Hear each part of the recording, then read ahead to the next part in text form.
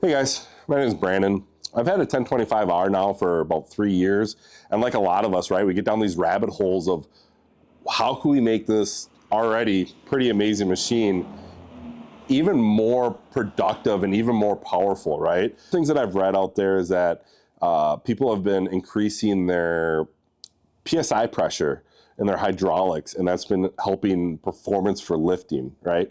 So that's what I'm going to do today. I ordered one of the pressure gauges from Ken over on Bolt On Hooks. It's not a paid advertisement at all. I've ordered a few things from him.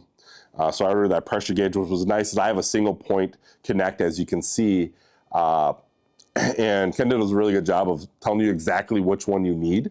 So just jump on there, see which one you need, and order it if you want to do this. But you know, it's a little bit of process of making sure to have the gauge and hooking it on, and then I'm going to just kind of run some tests on what I want to get. My goal today is getting 2,500. As you can see, I have my stump grinder on the back of my tractor right now, and I got some heavy tree work to do. Okay, knowing that by increasing this, it means that my tractor is going to have the ability to lift some more, right?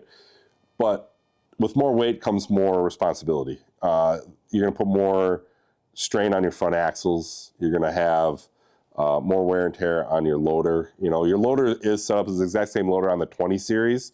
The reason the 20 series can lift more is because it has a little bit more beefy front axle. So just be smart with it. If you're going to do these type of things with your tractor, you know, these things impress us every day, and I rarely run into my limitations on it.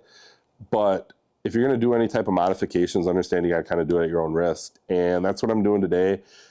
Just because I can lift more doesn't mean I'm going to do it on a regular basis, okay?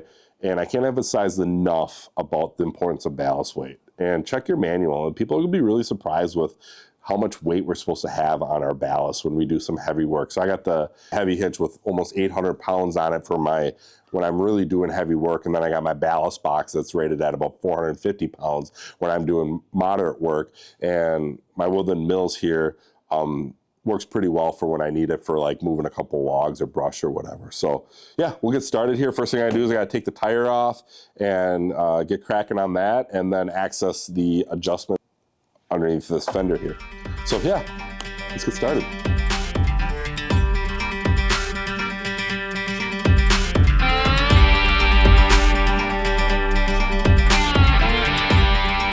So if you're looking at where the single point goes, you can see it's got different colors there. All right, and for this purpose, we're going to be using the blue. Putting the bolt on is just as simple as pushing it right on, and she's on. Right. So right now I'm at 2,500 PSI or 2,500 RPM. So I'm just going to go ahead and pretend like I'm picking something up here.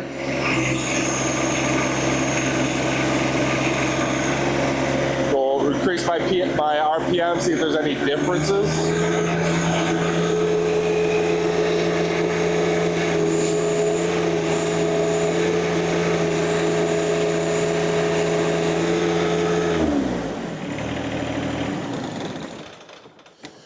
So you can see with that, it's right at that manufacturer suggested at 2150, okay? So, which makes sense, came, you know, from the dealership at that. So now I'm gonna go ahead and start making those adjustments.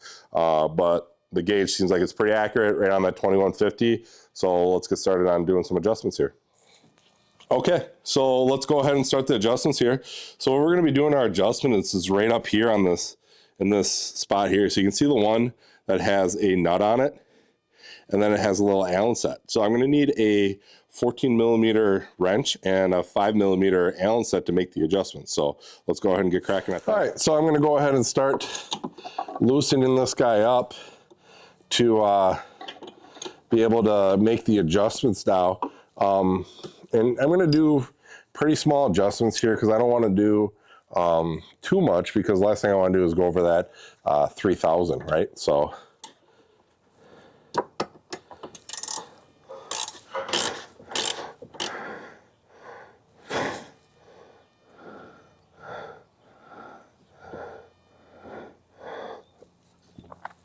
all right, pop this off so I can flip it around here and tighten her back up. You want to make sure to hold that in place so you don't lose your adjustment. So now I'm nice and tight. Go ahead and check my pressure here. All right, got my pressure gauge here. You can see that I'm still at 0 right now. I'm gonna turn the tractor on.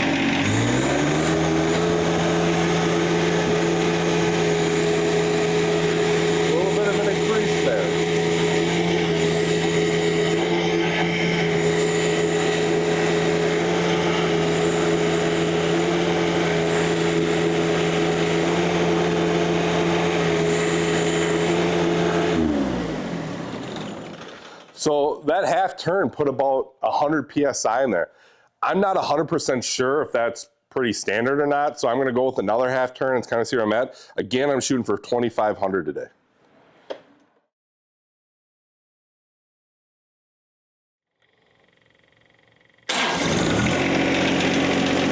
Throttle it up.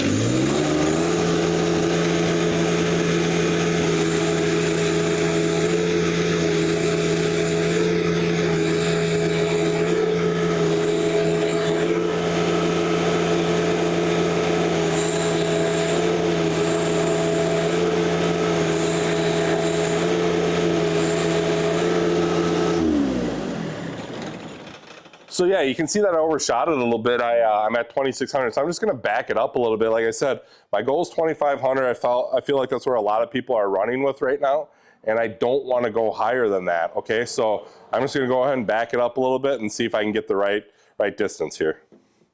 Yeah, loosen that up a little bit more. Turn it. There's a full half turn. I'm gonna pull this off, flip it around so I can tighten it up. Again, put my Allen back in there so I don't lose my spot. Make sure that's nice and tight, and go check the valve again.